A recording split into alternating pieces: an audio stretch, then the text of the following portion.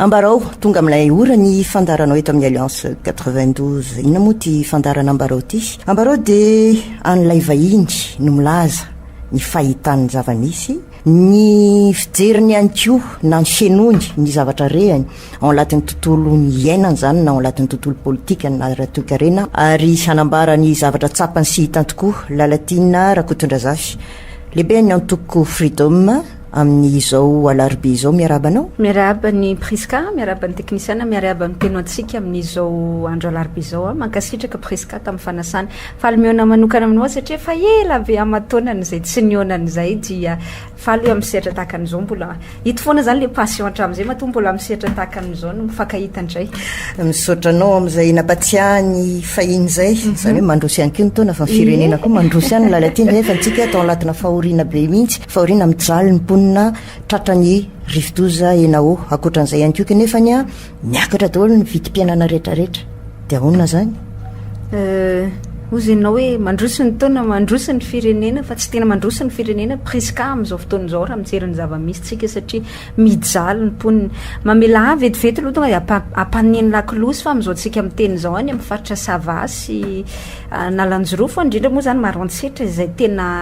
vomafy tamin'ny fandalovan'ny rivodoza enao farany teo tafakatra hatrany amin'ny ray alina ariary ny litatry ny solika amin'ny marché noir amin'ny tsena ambadika zany satria mbola tsisy ny famatsiana ny solika any noho ny fahavoazana be zay mitranga zany tokony andraisan'ny fitondram-panjakana ndraikitra maika be mamelahany koa ilaza fa tafakatra hatrany amin'ny 540 ny kilao amin'ny vary amin'izao fotoana izao any an-toerany raha mahita aza satria tsika malagasy manana kelan'izay fotom-pisainana ivery koa tsy tsara satria ohatrany hoe tia manararoatra tsika rehefa mitranga ny fahavoazana tahakan'izao dia miazakazaka be mifiakaran'ny vidin'entana ka na eto andrenivohitra ary tsika efa maheno hatramin'ny omaly hatramin'ny vakomaly manomboka miakatra ny vidin'ny entana ilaina andavanandro na ny legiomena tsena aza manomboka miakatra hoe tao aorianan'ilay fandalovan'ny rivodoza za zany mahita hoe tao anatina vanim-potoana ny andrasana indrindra ny fidirana antsehatra ny fitondram-panjakana mba hiandrasana hoe zany tokoa fa misy mpitondra eto amin'ny firenena no tsy hita ilay fitondram-panjakana andraso loha lalatina fa ny teny ianao hoe vary raha tsara ny fitadidiako ny fotoana ny teninana hoe manafatra vary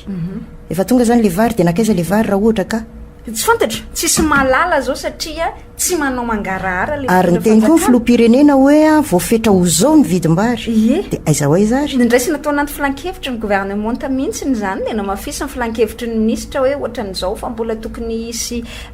tahiry fa tokony ohatran'izao dia farany teo ary maheno indray ny tena zay alay-panahy hoe tsy fantatra ntsony zay marina sy diso hoe ny filoham-pirenena dia anolotra vary ray sambo amin'ny anaran'ny tenany manokana zany ho an'ireo trabona ny rivodoza enao mbola tsy fantatra moa oviana le izy fa hitako tamin'ny gazety dia hoy aho hoe tokony hazavaina ange zao hoe aveza zany vary zany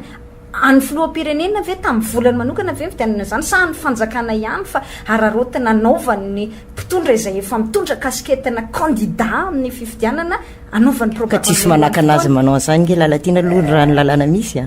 tsy mety zany raha milafiny etika sady tsy mety hoe le fahorim-bahoaka ny sanatria anaovana fanararotany zay le tiako tsipi anao anatin'le izy fa adifiady ange hoe anao politika manomana manda manaraka sy ny sisa angambana raha ohatra ho lany fa za kosa mieritrehitra hoe anatina tranga tahaka an'izao tokony avela aloha le kaskety mampanao politika sy makajikajina kandida fa manao ny satroka sy ny fanamina mampitondra fanjakana anao ianao fa zay nametrahany vahoakanao teo zay nampindraminy vahoakanao nampindraminy vahoakanao zay fahefana izay dia tsy antsoroanao le fahefana satria le vahoaka nampindrana le fahefana zany hoe patron anao no adininao amin'izao fotoana izao hoe tokony jerendreo vahoaka mikaikaika ny vahoaka mba fantatrao moa fa gaga ny tena maheno hoe mbola miandry taremarika farany amin'ny bilan na amin'ny tena fahavoazana marina hono ny prime ministre voandray fanapahan-kevitra efa firy andro teo aoriana ny trangana andalova le rivodoza efa herinandro anke tamin'ny herin'ny takan'izao nge niditra ny rivodoza tamin'ny herin'ny alarobia takan'izao mihitsy niditra ny rivodoza teto amin'ny renivohitra ny tany amin'ny faritra avaratra tsy nanany nosy efa omaly tamin'ny herin'ny takan'izao dia mbola mieritreritra foana tsika hatramin'izao hono araky ny voalazany vaovao iraisam-pirenena hoe rehefa nanontaniana amin'ny prime ministre teo fa maninona tsy manambara nylay amehana lay situation d'urgence zany dia mbola mieritreritra ny zavatra atao dia hoy za hoe tsy fotoana fietreretana ntsony zao fotoana fandraisana andraikitra fa tena mijaly mijaly le vahoaka raha hitaremarika amin'ny voakeo zao nge ny olona tsy manan-kelofany zao nge ny olona trabony zao nge ny olona voatery ny findramona de namelan'ny tranony sy ny fananany kely ny kely mba nananany de lasa namonjy toerana afo atao ahoana daholo reny olona fa nisy olona efa nandray andraikitra ko ina le natao hoe fandraisana andraikitra zay manko le olantsika amin'izao fotoan'izao ny ministra ny raharaham-bahintsika amin'ny teny hoe efa ny teny efa ny antsony firenena mpikambana ao anatin'ny fikambana resa-pireneny francophonie raha mato Michael Jean secrétaire général any ampy atsika de oza hoe tsy izy ny filohampirenentsika fa Hery Rajaonarimampianina de ny prime ministre tsika mahafaly sy olon-andrasana Olivier reo olo reo hatramin'izao décret no andrasana amin'ny didim-panjakana milaza hoe déclaration d'urgence post-cyclonique zay tsy piako kely priskara sitraka ao an'ny peno atsika amin'izao toandro zao hoe azadinoana fa samihafa le situation d'urgence eritreretin'ny sasany hoe ao anatina ady de hoe tsy maintsy okitiana ny fahalalana iteny fahalalana amin'ny efitra sy ny sisa samihafa zay amina situation d'urgence ao arinana rivodoza zay efa manao fikaroana kely amin'ny internet nge de mahita an'izany ohatran'izany ny ainana tany amin'ireny tany nandalovana cyclone nandalovana tsunami nandalovana horohorontany lehibe de manao déclaration d'urgence ampitondra mba hiaviany lay fanampiana resa-pirenena ny firenena ohatran'ny Italia ary nanana problema resaka arabola tsy namenatra azy ka zay mihitsy ny olana ohatrany hoe manao ampipody sy toeran'izany le mpitondra fanjakana zay ve angatake ka tsy maintsy mangataka tsika satria vomafy le vahoakantsika nefa tsika tsy manana ny entimanana raha ohatra indray nge manana ny entimanana tsika rahabasoa rahabatsara iza mandeha angataka fa tsika sady tsy manana nefa tsy avelantsika koa ny olona tianampy atsika hiditra resaka famoana varavarana zay le kisarina ataoko hoe voaina fotsiny varavarana de miditra le olona anampya le varavarana voaina io zany fanambarana amin'ny alalana décret hoe mila situation d'urgence tranga misy zao ary ny BNGRC sy ny sisa nge nanambaran'izany hoe mila déclaration d'urgence tsika fa ohatrany hoe tsy fantatro mienahena mpitondra fanjakana tsy mahatsapa le amafiny le fahoriana iaina amin'ny vahoaka amin'izao enao moa ny teniny hoe ampipodisy toerana fa tsy fahaiza mandrindra koa ngamany miangavany atapony zany hoe ny olana hatramin'izay ary mampalahelo ny mahita an'izay hoe ny filoham-pirenentsika hatramin'izay tsy afaka nanana kalitao nde ataotsika hoe toetra mampitarika azy zany le leadership tsy nanana ny filoham-pirenentsika de tsy voafehan'ny ekipany de samy manao zay tiany atao le ekipany de samy mandray ny zavatra tandrify azy de mampime tahaka ny hoe ndeha mangitra boina de ny fiaramanidina ho faina lafy kokoa no le fanampiana sy le famonjena nde ataotsika hoe vonjy-aina entina any amin'le toerana anaovana n'ilay fanampiana ohatra satria efa manao kajikajy mihitsy sao de tsy voatazona raha hoavy ndreo manimo zany hoe any amina kajikajy politika ny mamaiky amin'ny mpitondra fanjakatsika fa tsy lay tena marary ny vahoaka filoham-pirenena mangina tsy ahitany teny mba sambany mipotra izy de mbola mahazo tsikera indray aza noho ny tsy fitandremana tahaka ny hoe nandeha tany mifaritra avaratra tsy nanana nosy iny de tsy nitondra fa tsy tanapolo nefa ny fiaramanidina no faina lafo zany ny manahirana zany hoe fa ahoana ary ny fahatsapany ny mpitondra fanjakatsika sy ny gouvernement le atao hoe notion de priorité zany hoe inona ny tokony olo ara-pamehany ohatrany tsy hitandry zareo de ozy izy ny avy any firenena hafa hoe eo ary raisinay an-tanana de mbola mianahana ihany de zay indrindra zay ny teneniko hoe fiambaravarana le olona te anampy de hoe miandry voaina fotsiny inge zay de tsika tsy manao ninina fa ozy izy tsika hoe andraso loha fa mbola mieritreritra zay ka andraso loha fa mbola ejery taremarika zay ka andraso loha fa tsy haiko ny sasany mbola mandeha manatrika fivorian'ny vehivavy any a New York amina vanim-potoana tahaka an'izao ny olona maty 10 eto an-tanindrazana ny tsy hita popoka hatramin'izao misy 20 ny déplacé miaraka amin'ny trabona sy ny sisa efa any amin'ny telo hoe tsy mahery ole retsy zany ve de tsy tokony ataitra hoe fa inona ny atao manoloanan'izany fa inona foana ny mbola andrasana de le fianakaviam-be resa-pirenena nge tsy afaka nampy anao raha tsy teneninao izy hoe avy zay kosa ny fomba fanao misetry resa-pirenena fa tsisy hoe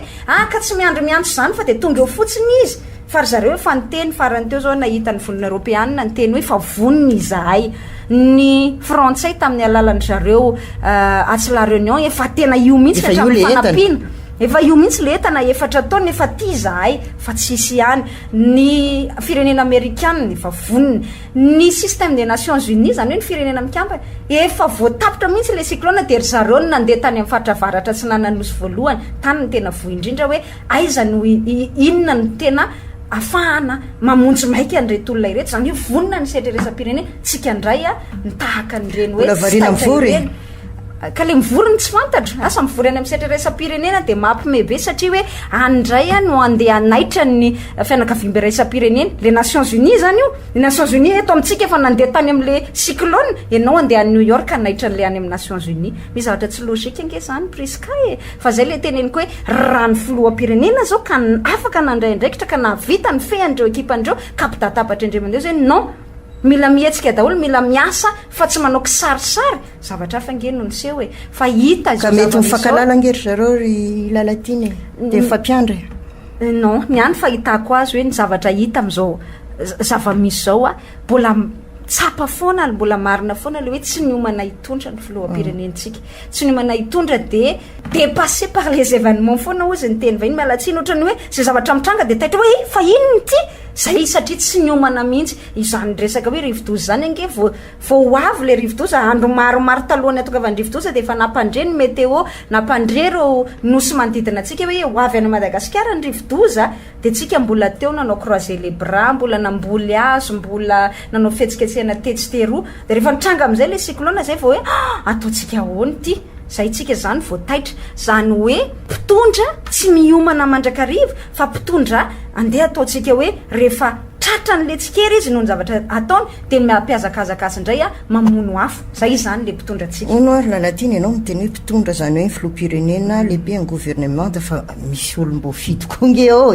tsy de re loatra koa nge re olo reo raha mitoerana tsirairay to ohatra ny tseninao ihany raha manara-baovao a manaiky ahako fa azatonona fa ny olom-boafidy ange araka zany anarany zany ny olom-boafidy tadidio tsara fa ny any misombavamboaka moa ny tena ambony indrindra zany miaraka amin'ny loolona eto amintsika akoatra ny filoham-pirenena zany reny ange